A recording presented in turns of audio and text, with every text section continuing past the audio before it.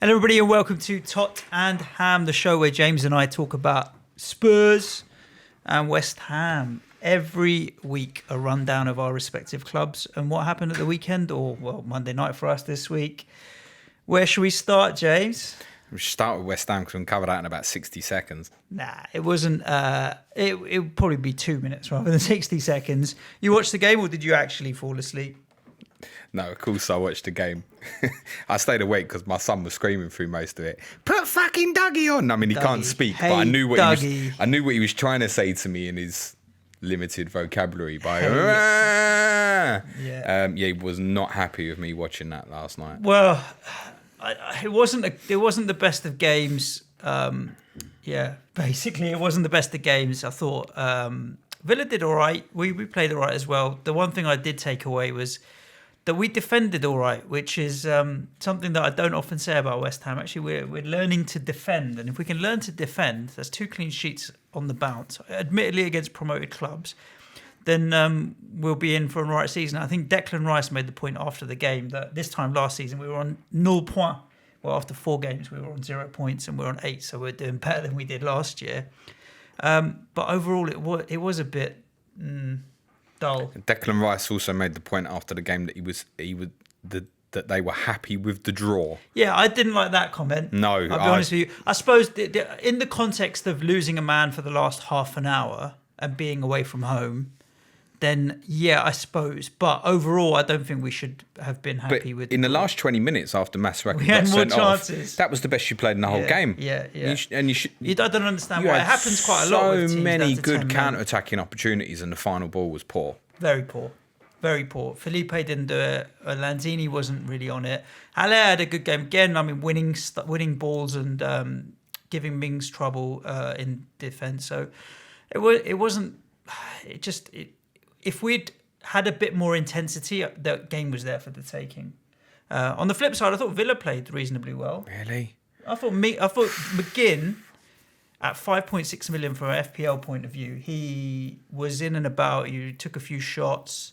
I don't think he's a bad option at 5.6. No, I don't at all. I mean, sitting in my Sky team, shot bonus and tackle bonus last night. I'll take that. I put it this way. I think McGinn at 5.6 is better value than Ceballos, who I have in at 5.6 right now. So I've made that sideways move. So I thought McGinn was all right. Grealish was all right as well. I think he's really coming on as a player. But McGinn could finish as Villa's top scorer this season.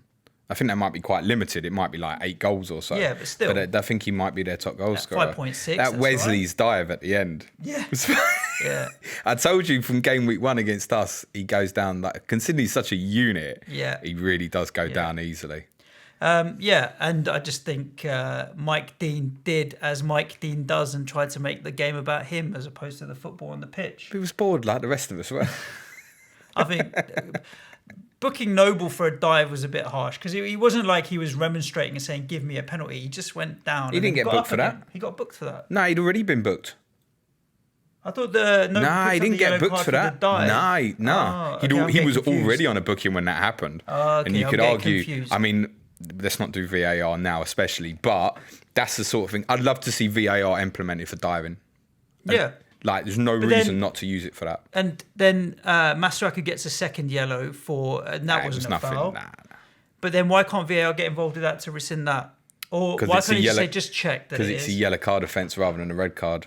Yeah, it's stupid. But it leads to a red card. If it had been a straight red, it had got reviewed and obviously in that case would have been rescinded. Yeah. But so I understand what Rice is saying. If we're down to 10 men for 30 minutes away from home to take the point, we'll take the point in the clean sheet. We'll take it. But I don't agree that we should be happy with it. It's just we should have played with a bit more intensity and gone for it. Yarmolenko, after I've been bigging him up for ages, was garbage. He was so anonymous that I didn't even notice when he went off. Yeah. I was like, Fornals is on the pitch. I haven't looked at the stats because it's not as I do, but I'd be surprised if he had more than 10 touches in the whole game.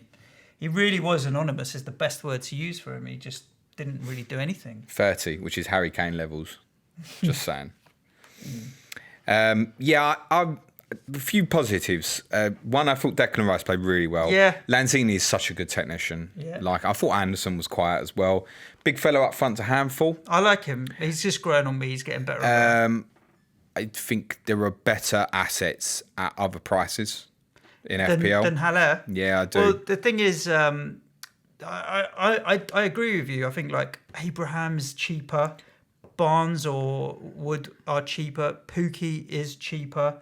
That there are a few strikers that are cheaper. So is he a good asset? Yes, but value for money is what you look at that point, isn't it? I think you compare probably him with Abraham Pookie, aren't you? Really, yeah, probably those are the two value-wise. there. And that feels like a move to Abraham next week. But then obviously Chelsea are home to Liverpool this weekend. You're at home to Man United. I don't know, is there that much in it? I mean, everyone keeps telling me Liverpool are so shy defensively. I'll talk about it on the main pod. Yeah. That you might consider wanting to make that move now. I don't know. Nah, I think we always raise our game for United at home. We have the last couple of seasons. So. What I mean by that is there's every chance they might both blank this weekend, and you'll get the value out of Abraham because it's increasing, despite the injury knock. And then you've got it ready for the other side. Yeah, I don't know if his value will go up, Abraham. I'm actually looking at a front three of losing Harry Kane and having Abraham, Haller and Pookie as my front three. And then piling it into Mane, Sterling, Son and Mount as a four in midfield, which I think is quite nice as well. So I'm not sure. But yeah, Haller is... That is the thing. It's not that he's a bad asset. It's just that where's the value? Yeah, I'm not convinced that he's going to match goal-wise like Pookie and that. It's probably more. But yeah, of course you can have like three, like you said there. There's no reason why not. It just you're all in the same value. Then that's the only thing. Which I'm not. I'm not a massive fan. It's not necessarily hard, especially if you can be rolling transfer. You just drop down one of them midfielder guys and smash up to a Kane or Aubameyang, Aguero. Keep flipping like that. I think that might be a manoeuvre people are going to do more this season. Yeah. I don't want to talk about it now in this pod, but it's something more I'm thinking about. Keep saying I want to keep a premium forward, but actually moving the money between the positions might be between midfield and forward. It's probably a longer term strategy for when the timing's right. I really, really want to get some points out of United this weekend, even if it's a draw at home, because then we go into Bournemouth, followed by Palace, followed by Sheffield United. So we're unbeaten. We've 4 on the unbeaten now. If we can get a draw or a win out of United, that's 5, and then we should really be looking to get at least 7 points out of the following 3. That's momentum. That's what we need. So fairly happy with that. Just need to back to back clean sheets. Yeah, that's what I'm saying. This is it felt weird saying, you know what, we're defending all right here. Diop's doing all right. Bonner still has a mistake in him, but Diop was doing well. You see the one because if you were asking who to buy. Yeah, I suppose so. Diop? Yeah, Diop. I think so all day long. Yeah. Masuaku is going to have brain fart moments. All right, he was genuinely unlucky with a red card last night, but he will have brain dead moments that you don't want to deal with. Yeah. Fredericks is crappied. Yeah. Like he's not going to get attacking. That at the end, where I know what he's trying to do, he's thinking if I get there, I'm going to get the contact off Mings and win a penalty. I know what he's thinking. But Mings just completely pulls out of it at the last second. If he stays on his feet, he's getting to the ball before Heaton. He's not going to get the attacking returns, in spite of how far forward he gets because of his crapid pace. Yeah, no. Diop is a proper centre-half. He's a good player. I think big clubs are going to be looking at him. Yeah, I think we did well to get... He's only 22 or whatever, and we paid 23, 24 million for him. I think you've spoken a lot about clubs looking at Rice. I think the bigger clubs be looking at him before they look at Rice. You're right, probably because bigger club, the centre half seems to be more of an issue for clubs than holding. There's that, and I think it's the technical qualities of Rice. It's not to knock Rice. I thought he was man of match last night, personally. Well, it was most tackles and most pass accuracy he picked up yesterday. He shuts down the game really well. The problem you'll have with him is, particularly as he's not playing in a pair at the moment, like Noble was quite advanced last night. It's more of a 4-1-4-1 than a 4-2-3-1 from what I saw last night. So Noble's almost playing alongside Lanzini. So Rice really is sitting as a base player, which means in games where you're playing against weaker opposition, he's got to be more offensive in possession. Yeah. And I just don't think, like, if you compare him with, say, like, it's difficult, but say Rodri's, even like Harry Winks, is a better technician at the moment. Would maybe suit Arsenal further down the line. Not trying to sell your player. I just think, all I'm saying is, I think the bigger clubs will be looking at Diop more. Yeah, I do agree with you. I think the thing with Ricey is that I know it was true at the beginning of last season. People were saying that Declan Rice is the best centre half at West Ham, but he's a defender who's moved into a defensive midfielder position. So yeah, it doesn't surprise me that he's not much going forward because he's come from centre half. I can actually see Diop at Liverpool. That sounds quite big. I think he's got quite similar traits to Matip. Yeah, I can see that. But all in all, happy. All in all, you can't knock a clean sheet and a point away from home. But I just feel like we needed. It was there to be won, mate. We needed more intensity yesterday, and if we'd have gone for it from the off, we could have done something. But I don't know if this is a trait. I'm trying to think like us starting slowly. We started slowly against Norwich last week as well, or week before the international break. I want to see that. Although against City we started well, so I think we seem to raise ourselves for the bigger games. Well. Yeah, but it's like coming out starting well creates the momentum you need in a match, and we haven't done that particularly. But we do seem to raise ourselves for the bigger game, so we just need to find that balance. Tell me about Spurs, because a lot of people would have watched us last night, but not many people would have watched. Won't have seen the best 45 minutes from Spurs in 2019.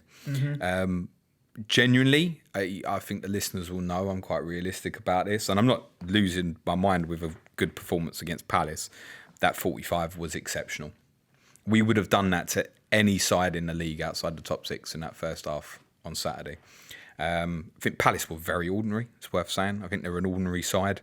Their star player, Zaha, is petulant, didn't show up on the day. And I couldn't record. There was a moment in about 10 minutes in the end, I was like, fucking hell, I've put 4 passes together here. Yeah. They had more shots on target than us. Please don't be confused by that if you're looking at the stats. 5 of them were in the last 10 minutes, I believe, and they were all back passes. Right. So don't read too much into that. Whereas Spurs only had 5 shots on target and scored 4. Right. The main thing I want to talk about with Spurs is the system. There was a moment around about half hour, I think just after we'd gone 3-0 up, and Alderweireld and Vertonghen were retaining possession. It was just kind of playing it along the back 4. And Eriksen and Lamela, who started in wide-ish positions, were alongside Kane and Son. They were in a line as a front 4, 30 yards from Palace's goal, with us having the ball on the halfway line. These guys were not in wide positions. It was, at certain stages in the game, a 4-2-4. They were aligned.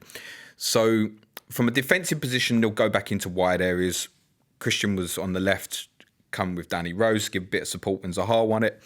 And Lamela doing the same for Aurier on the other side. But when we won the ball, the idea was for them to come into inside positions, which allows the fullbacks on. What really benefited us on Saturday was Serge Aurier, A, being back in the team, which might sound ridiculous to many, and B, he played really well.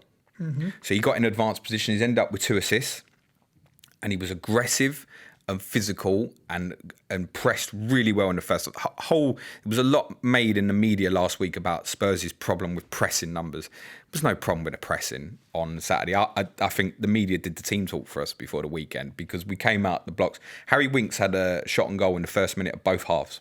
It was like, this is our intention, we're going for you. So this is not one of the main strikers. This is what people would call our sitting midfielder getting forward and having a shot from the edge of the box. With Eriksen and Lamela, what they're doing is getting into positions where we laughed about this, right, when I did the City Watford tactics at the First Planet FPL Live, and said those pockets, not just kind of a 10 position, but the positions like David Silva and De Bruyne pick up, which are kind of to the side. Almost if you broke a half of football into the 2 wide areas, the 10 position, then you've got the 2 slots in the middle. Think about the areas De Bruyne makes crossing inside from. Left, inside right. Kind of.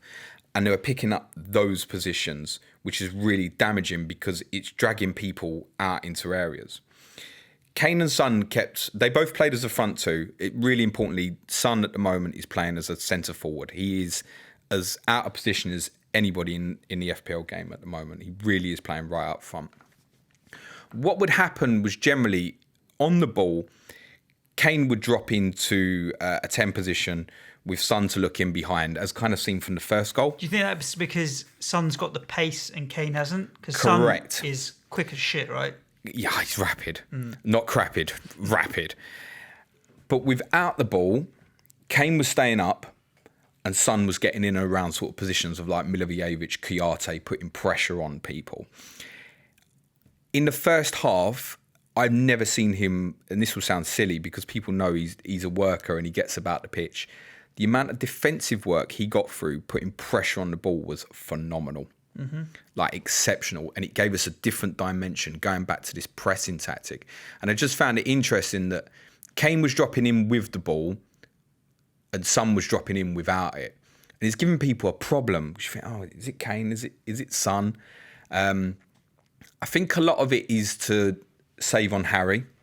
The fact that he's been picking up these injuries in contact challenges. He's definitely not pressing in the way that he did when he was 21 and a little bit naive. When Kane first broke into the team, it was a bit of an in-joke with us at Spurs that the only reason he wasn't getting in the team ahead of Adebayo and Soldado is because when he played in the cup games, he was fucking exhausted by 60 minutes because of the work he was putting in. He's evolving as a footballer, and there's a mass change. And I think Kane knows it, and I think at the moment and this is where it gets interesting for FPL and particularly for me, he's playing a position and getting into areas that is most going to benefit Son. That's how I felt watching the Arsenal game, and it's how I felt even more kind of... the game was won very early, so I could look at more at the tactical side of the game. Yep. Whereas against Arsenal, I'm so emotionally in it. It wasn't until I'd kind of watched bits back you could pick up on things. Let me ask you a few questions then. Okay, so I'm a Kane owner, you're a Kane owner, there are plenty of us out there, although I think there's about 100,000 have sold him this week. So would you rather have Kane plus Pepe or Aubameyang plus Son? Because considering they're exactly, give or take, 0.1 price. Well, on what I saw on Pepe, the answer is Son and Aubameyang. Son and Aubameyang. And just if you kind of going Son v Kane anyway, although there's obviously a difference of 1 point, I think it's 1.4 now, because Son went up in price last night. It was interesting. I saw a tweet by Neil Murray the other day was saying Son is the best Spurs asset in the game, and he has been for a couple of years now. I can't argue with that. One of the points things per million when he plays, it's just obviously he's had the Asian Cup and all that. I want Son in my team. The argument against at the moment is a little bit like what I'd said to you off camera yesterday. Was after this weekend, I'm probably going to captain Kane for the next 3 game weeks. Home to Southampton, Brighton away, Watford at home. I'm going to back him. Would I be comfortable doing that with Son? You should and be. If not, why not? No, it's a fair argument. I don't really know the answer yet. I know that if I could propel any player into my FPL team right now, it would be Son. I'm not desperate to do it away to Leicester this weekend. Yeah. Definitely not. And I think you're right. If you're going Son and Aubameyang, that feels right. I can't argue that. However, I do know that Kane will get goals. They will be coming. There was a mad stat. I think Aubameyang can match him. There was a mad stat that went round at the weekend that Dean Henderson's XG, the Sheffield United goalkeeper, was higher than Harry Kane's. However, I would argue against, if you look at the cross for Lamella's goal, Kane's XA on that, I think, was about 0.08. Listen, this is where we spoke about this a couple of weeks ago when we had FPL Canal on, about how XG and XA doesn't factor in players' capabilities. Doesn't factor in their capabilities. Kane's cross, there are not many players in the league who can do that. Kane's actually probably one of the best crossers in the league, I would say. But he's not often going to get in that position. No. So you're not seeing it enough. Maybe, yeah. Son's XG, to flip that again, Son's XG is often really low. Like his returns exceed his XG. Yeah, I'd be interested about that. Do you know that. why? Because he's such a fucking good finisher. Yeah, he's a very good finisher. That's why. But then there's a lot of players like that. Pookie's well ahead of it.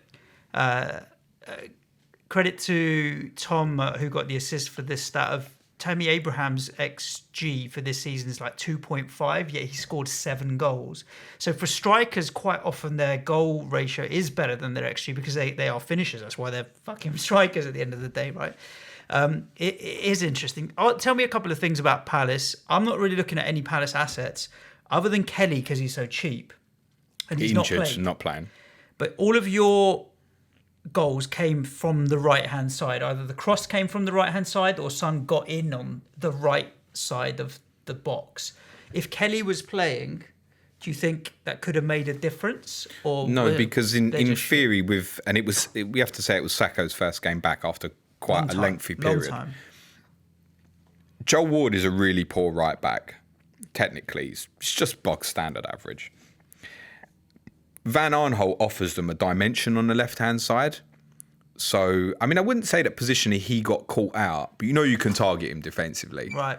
His sloppy moments. I mean, the second goal was laughable. How he was inches away from cutting the pass out to Aurea and then got inches on it to divert it into his own net. I think Palace defensively will be all right. Spurs were very, very good in the first half. I think that's important to say. I don't think Palace fans should beat themselves up by it. This was the best 45 minutes we'd put together since kind of 45 minutes either side of winning at Everton in December. We haven't played well in a league game so far this year. The second half was very bog standard. A game's won. You got a Champions League game in a week. I think that's kind of natural. First half was rapid. Honestly, we would have done that to most teams on Saturday. With that intensity. Other key things to say on Spurs. Vertonghen and Alderweireld back together is a huge difference. As much for distribution, as much as good defensively. The one thing they won't have, for example, is Davinson Sanchez is obviously fleet-footed. He's got better recovery. If his position is shit, he's more likely to get himself out of it. Alderweireld and Vertonghen don't get themselves in that problems, but it's more the distribution. And Alderweireld is a huge difference with Alderweireld playing right centre-half than playing left. He has been playing right with Sanchez more to the left in the games. But his distribution was so good at the weekend. From that right-sided centre-half position, he can play two really key passes. One is perfectly seen for the first goal for Son, which is no mention, absolutely perfect pass over the top. So Spurs can then have the option to go long, which with Son on the pitch, at times we really should do that more often. I was going to say that was real long ball football. Also, it's a long pass, isn't it? He switches the play really well. So the amount of times Palace are a kind of team that when they go into defensive shape, like to stay compact, they don't want people like. Let's say Moura played in a wide area. They wouldn't want him getting in between a Sakho and Van Arnold. So they try and go quite compact. So Ward, more to the right side, was tucking in. The amount of space, I believe, in Danny Rose was particularly huge. And Vertonghen was playing the same pass constantly to Aurea, missing out Winks and Sissoko and just getting straight into more direct areas. It's another weapon for Spurs and stronger offensively when Sanchez doesn't play. And a lot are asking me about Aurea. Is he nailed? No fullback is ever nailed playing for Spurs. He's 4.9 million. It will get you returns when he plays, but you know what comes with it. True. Let's wrap up there on TOT&HAM. For the first time in a long time, from an FPL point of view, I'm suffering from decision paralysis or not knowing what to do. I've got my wild card, and I'm eyeing up some of these attacking players like Son coming in. Mane's got to get a mention. Abraham, Mount, that are really interesting.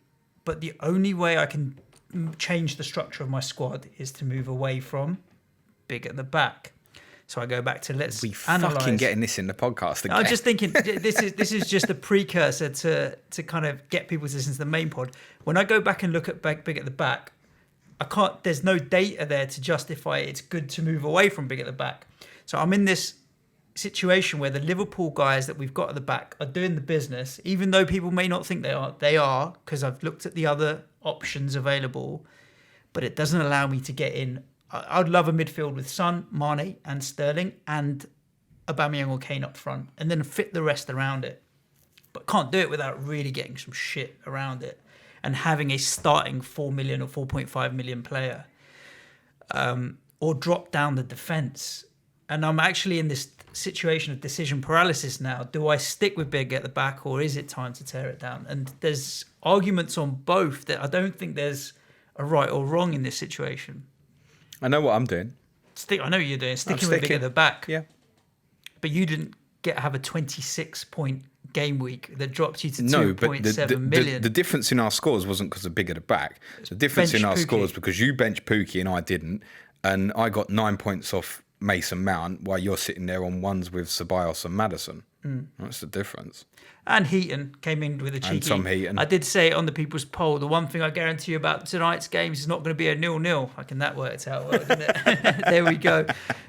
You said that last week, you said, West Ham get on the telly a lot. Yeah. You're not fucking playing like that, they won't, mate. Yeah, to be fair. But as long as it's the away games that are televised, I don't mind. There we go. We've still got the full podcast this week where we run down most of the other games as well as looking at our FPL teams.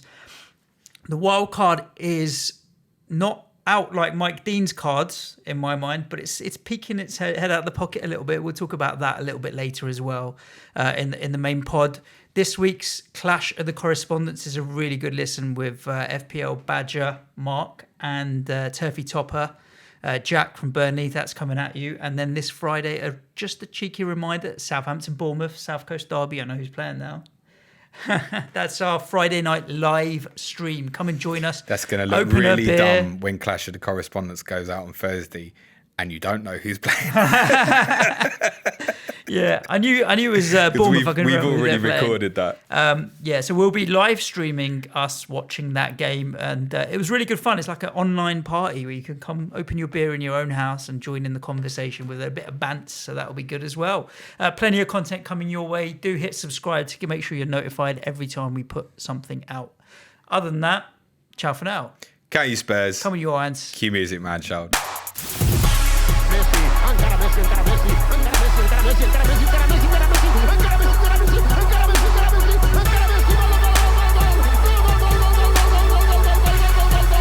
The Fantasy Football Show.